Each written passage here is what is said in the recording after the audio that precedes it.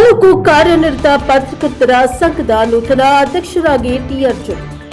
ಚಿಕ್ಕಬಳ್ಳಾಪುರ ಜಿಲ್ಲೆ ಚಿಂತಾಮಣಿ ತಾಲೂಕು ಕಾರ್ಯನಿರತ ಪತ್ರಕರ್ತರ ಸಂಘದ ಚುನಾವಣೆಯಲ್ಲಿ ಅಧ್ಯಕ್ಷರಾಗಿ ಟಿ ಅರ್ಜುನ್ ಆಯ್ಕೆಯಾಗಿದ್ದಾರೆ.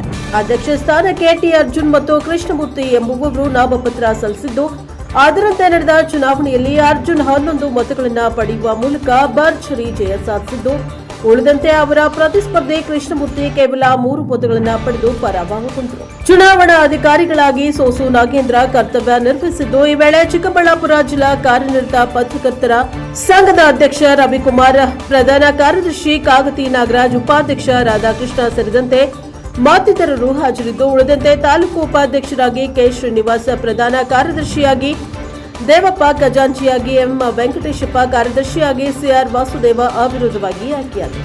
ಈ ವೇಳೆ ಜಿಲ್ಲಾ ಕಾರ್ಯಕಾರಿ ಸಮಿತಿಯ ಸದಸ್ಯರಾದ ಜಿಲಾನಿ ಚಂದ್ರೇಗೌಡ, ರವಿಕುಮಾರ್ ಸೇರಿದಂತೆ ತಾಲೂಕಿನ ಎಲ್ಲಾ ಪತ್ರಕರ್ತರು ಹಾಜರಿದ್ದು ನೂತನ ಪದಾಧಿಕಾರಿಗಳನ್ನು ಅಭಿನಂದಿಸಿದ್ದಾರೆ.